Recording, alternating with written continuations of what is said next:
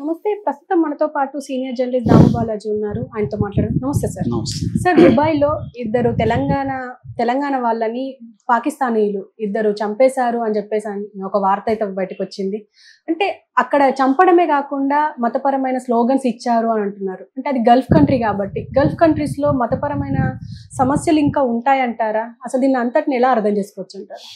దుబాయ్‌లో ఒక దారుణమైన సంఘటన చోటు చేసుకుంది. మోడర్న్ బేకరీ అనే ఒక బేకరీ ఉంది. ఆ బేకరీలో ఇటు తెలంగాణ వాళ్ళు ఎక్కువ పనిచేస్తున్నారు.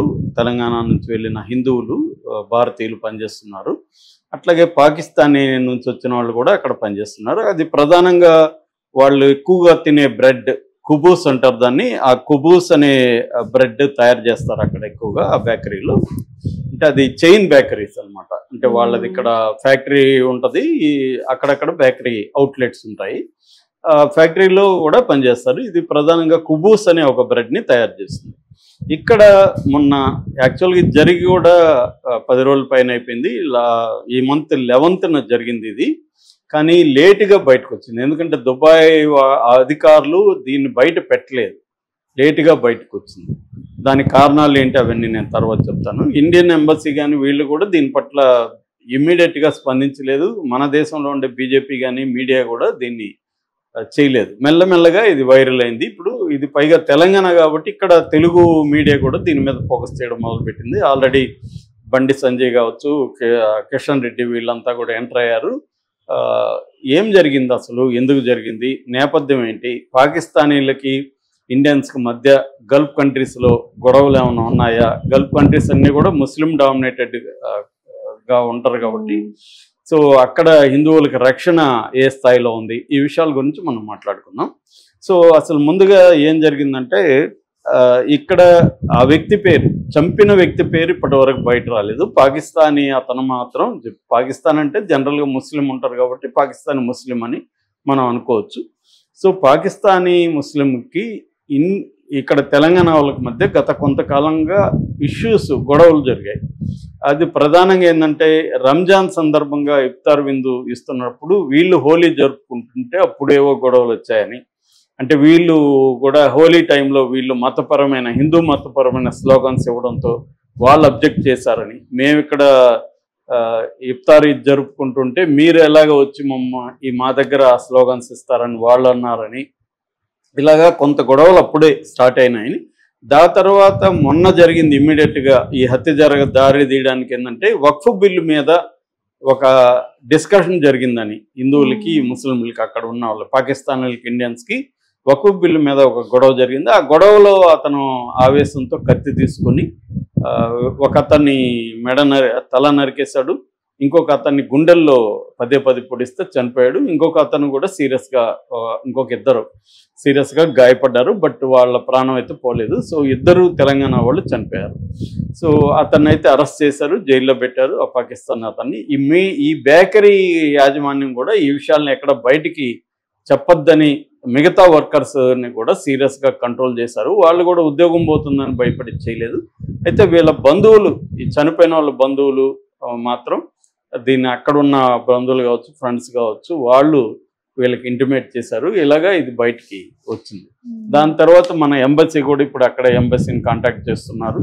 దీనికి సంబంధించి న్యాయం జరగాలనేది డిమాండ్ చేస్తున్నారు. సో వీళ్ళు ఎవరు అంటే అష్టపు ప్రేమ్ సాగర్, ఈయనకి 35 ఏళ్ళు, వీళ్ళది నిర్మల్ జిల్లా. ఈ అష్టపు ప్రేమ్ సాగర్కి 12 ఏళ్లకు ముందు పెళ్ళయింది ప్రమీల అనే ఆమెతో. వీళ్ళకి ఇద్దరు ఆడపిల్లలు, విఘ్న అండ్ సహస్ర పుట్టినాక ఈయన చూడలేదు యాక్చువల్గా. ఇతను ఏంటంటే 2006లో దుబాయ్ వెళ్ళాడు, అక్కడ నుంచి పనిచేస్తున్నాడు. అయితే 2 ఏళ్లకు ముందు ఒకసారి వచ్చి ఇక్కడ కొంతకాలం ఉన్నాడు. ఉన్నప్పుడు ఆమె ప్రెగ్నెంట్ అయింది, భార్య. ప్రెగ్నెంట్ ఉన్న స్టేజ్లోనే బిడ్డ పుట్టక ముందే వెళ్ళిపోయాడు ఆయన. సో దాదాపు 2 ఏళ్ళు అయింది బిడ్డను చూసి. ఇప్పుడు చూద్దాము, బయలుదేరదాము అని, త్వరలో వస్తాను నేను ఇంటికని మొన్ననే ఫోన్ చేశాడు ముందు రోజు భార్యకి. భార్య ప్రమీలకి హెల్త్ ఇష్యూస్ కూడా ఉన్నాయి. సో ఆమెకు కూడా ధైర్యం చెప్పాడు, నేను వస్తున్నాను, కొద్ది రోజులు ఉంటాను, నేను అన్ని సాల్వ్ చేసి వెళ్తాను, ఆ పాపను కూడా చూడాలని ఉంది, నాకు వీడియోలో చూడడం తప్ప ప్రత్యక్షంగా చూసి ఎత్తుకోవాలని ఉంది, ఇవన్నీ ఆయన చెప్పాడని చెప్తున్నారు. అలాగే తను చంపక ముందు కూడా ఇతను వేడుకున్నాడని, నాకు 2 ఆడపిల్లలు ఉన్నారు, ఒక ఆడపిల్ల ముఖం కూడా నేను చూడలేదు, దయచేసి నన్ను చంపొద్దు అని వేడుకున్నాడు, అయినా అతను వినలేదనేది కూడా ఒక వార్త వస్తుంది. రెండవ వ్యక్తి శ్రీనివాస్. ఇతను నిజామాబాద్ దగ్గర జగిత్యాల జిల్లా అవుతుంది, ధర్మపురి మండలం దమ్మన్నపేట. ఈ శ్రీనివాస్ది స్వర్గం శ్రీనివాస్ ఇతని పేరు. ఇతనికి భార్య జమున, చందు, సూర్య అని 2 పిల్లలు, తల్లి రాజవ్వ వీళ్ళు ఉన్నారు. భార్య ఈ మధ్యనే విడిపోయింది కూడా, పిల్లల్ని కూడా తీసుకెళ్ళిపోయింది. సో ఇతను తల్లిని చూసుకుంటూ పిల్లలకు కూడా హెల్ప్ చేస్తూ దుబాయ్లో ఉన్నాడు. ఇతన్ని కూడా చంపేశారు అన్నమాట.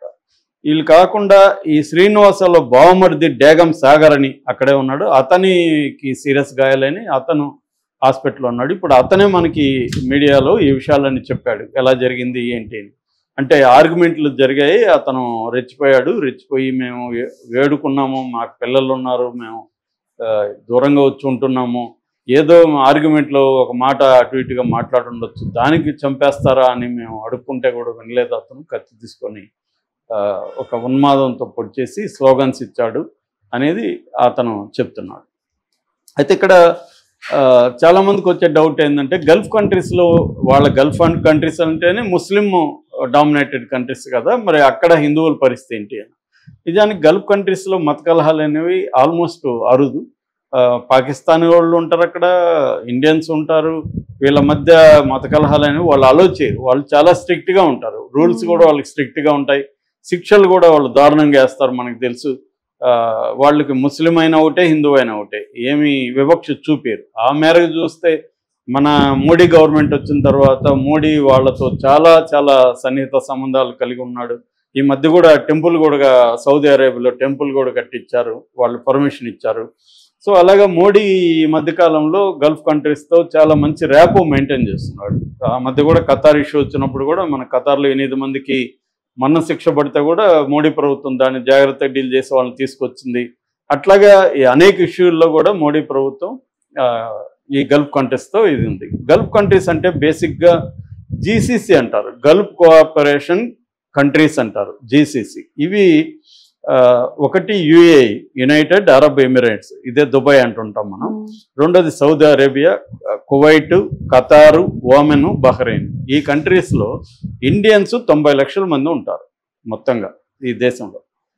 అంటే వాళ్ళ టోటల్ వర్క్ ఫోర్స్లో 31.5% ఇండియన్ వర్క్ ఫోర్స్ ఉంటారు. ఎక్కువగా మనది semi skilled and skilled labour ఎక్కువ ఉంటారు. అన్స్కిల్డ్, సెమీ స్కిల్డ్, స్కిల్డ్, ఈ 3 రకాల వాళ్ళు ఉంటారు. పాకిస్తానీ వాళ్ళు ఇదే పాపులేషన్లో పాకిస్తానీ వాళ్ళు 50 లక్షల వరకు, 45 నుంచి 50 లక్షల వరకు పాకిస్తానీ పాపులేషన్ ఉంటుంది. వర్క్ ఫోర్స్లో 10.8% మాత్రమే పాకిస్తానీ వాళ్ళు ఉంటారు. ఎందుకంటే పాకిస్తాన్ జనాభా మన దేశంతో పోలిస్తే చాలా తక్కువ కాబట్టి వాళ్ళు తక్కువ ఉంటారు. కాకపోతే మన ఇండియన్ ఎకనామీ కంటే పాకిస్తాన్ ఎకనామీ అతి ఘోరంగా ఉంటుంది కాబట్టి వాళ్ళ దేశం నుంచి వలసలు అయితే ఎక్కువ ఉంటాయి. సో క్రైమ్ రేట్ ఎలా ఉంది వీళ్ళల్లో అని చూసుకున్నప్పుడు పాకిస్తానీ వాళ్ళల్లో క్రైమ్ రేట్ ఎక్కువే ఉంది. ఫర్ ఎగ్జాంపుల్ ఒక సింపుల్ లెక్క చెప్తాను నేను. ఈ యుఏఈ ఇప్పుడు జరిగిన దుబాయ్ జైళ్ళలో పాకిస్తాన్ వాళ్ళు ఎంతమంది ఉన్నారు, ఇండియన్స్ ఎంతమంది ఉన్నారు అని చూస్తే పాకిస్తానీ వాళ్ళు 5,292 మంది ఒక యుఏఈ జైళ్ళల్లో ఉన్నారు. ఇండియన్స్ 1966 మంది ఉన్నారు. అంటే ఇండియన్ పాపులేషన్కి ఎక్కువ ఉండాలి. పెర్ క్యాపిటా క్రైమ్ అంటారు. పెర్ క్యాపిటా క్రైమ్ అనేది పాకిస్తానీ వాళ్ళకి ఎక్కువ ఉంది. దానికి కారణాలు కూడా ఉన్నాయి. వాళ్ళకి కల్చరలీ ప్రాబ్లమ్స్ ఉన్నాయి, వాళ్ళ పేదరికం ఉంది, వాళ్ళ ఫ్రస్ట్రేషన్ ఉండొచ్చు, రకరకాల కారణాలతో వాళ్ళ దీంట్లో క్రైమ్ రేట్ అనేది అక్కడ ఎక్కువ ఉంది. కానీ ఇండియన్స్ మీద పాకిస్తానీ చేసిన క్రైమ్స్ ఆల్మోస్ట్ లేవు. ఇదేదో ఒక రేర్ సంఘటన. దాన్ని మనం జనరలైజ్ చేసి పాకిస్తాన్ వాళ్ళు ఇండియన్స్ మీద అక్కడ దాడి చేసి వస్తున్నారని చెప్పడం కరెక్ట్ కాదు. ఇది మామూలు సంఘటన, ఎవరో ఒక ఇండివిజువల్కి సంబంధించిన సంఘటన తప్ప అక్కడ దీని తర్వాత కూడా పాకిస్తాన్ వాళ్ళంతా ఇండియన్స్ మీద దాడి చేసేయడము, ఇండియన్స్ వెళ్ళి వాళ్ళు గొడవలు పడడం అనేది లేదు. ఎందుకంటే దుబాయ్లో చాలా సీరియస్గా స్ట్రిక్ట్ లాస్ ఉంటాయి. వాళ్ళ పాస్పోర్ట్లు కూడా అక్కడ దాని ఏమంటారు, కఫాలా సిస్టమ్ అంటారు. కఫాలా సిస్టమ్ అంటే ఇక్కడ నుంచి ఒక జాబ్ చేయడానికి వెళ్తే పాస్పోర్ట్ వాళ్ళ ఓనర్ దగ్గరికి వెళ్ళిపోతుంది. వాళ్ళ ఓనర్ దగ్గరే అన్నీ ఉంటాయి హక్కులు. ఓనర్ ఇస్తేనే దాన్ని కఫాలా సిస్టమ్ అంటారు. అందువల్ల కూడా మన కార్మికులు అక్కడ ఇబ్బందులు ఎందుకు పడుతుంటారంటే వీళ్ళు రావాలన్నా రాలేరు, పాస్పోర్ట్ ఓనర్స్ దగ్గర ఉంటుంది, వాళ్ళు పర్మిషన్ ఇవ్వకుండా రాలేరు అన్నమాట. కాబట్టి మన వాళ్ళు కూడా జైళ్ళల్లో మొత్తం ఈ అరబ్ కంట్రీస్ అంటే మిడిల్ ఈస్ట్లో మొత్తం మన వాళ్ళు 4795 మంది జైళ్ళల్లో ఉన్నట్టుగా మన మినిస్ట్రీ ఆఫ్ ఎక్స్టర్నల్ అఫైర్స్ లెక్క ప్రకారం 4795 మంది మన వాళ్ళు జైల్లో ఉన్నారు. కానీ పాకిస్తాన్ వాళ్ళు ఎక్కువగా ఉన్నారు.